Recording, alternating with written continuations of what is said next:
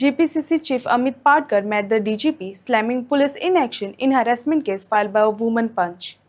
He alleged the accused are being protected by BJP government and raised concern over the rising threats to women and elected representatives. काल आम्ही पहिले गोय राज्याच्या मुख्यमंत्र्यांनी सांगले की लॉ अँड ऑर्डर कोलॅप्स जावना म्हणून गोय राज्याच्या मुख्यमंत्र्याचे डोळे उघडपाक सोदता ही इलेक्टेड पंच फ्रॉम वेलसाव पाली इरोसी गांवची रुधिका अंताव आमचो बाप Francis who is an elected panch बाप Custodio who is an ex elected पंच.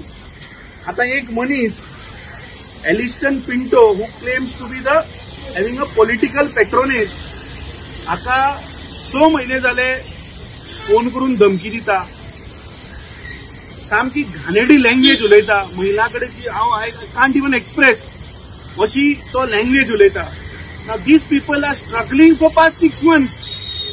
डिसेंबराच्यान ताणे कंप्लेन फायल केल्ली, पुलीस स्टेशनाचेर 5 कंप्लेनी दिल्यो.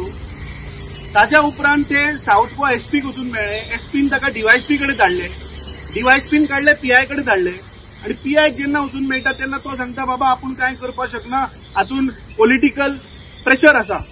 So this is what I want to point out to Mr. Pramod Sawant, that your law and order has collapsed because your police inspectors, your DYSPs and SPs are working under political pressures. So we have met, the delegation has met the Director General of Police and we have briefed him. So आज गोयची परिस्थिती ही जाल्ली आसा की आज एक महिलाची सुरक्षा, महिलाच्या डिग्निटीची सुरक्षा, महिलाच्या सेफ्टीची सुरक्षा आज ना.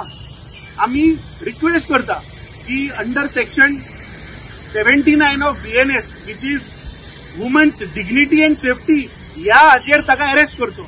सेक्शन 356, सेक्शन 222, सेक्शन 291 आणि सेक्शन 439 ऑफ BNS has to be put to this guy and such goondas जे आज गोयची सेंटिटी, गोय म्हणटा एक पीसफुल स्टेट आशिल्लो, आज गोयची सेंटिटी तोडपाक जे भायर सरल्या हांकां अरेस्ट करून भितर उडोवपाक.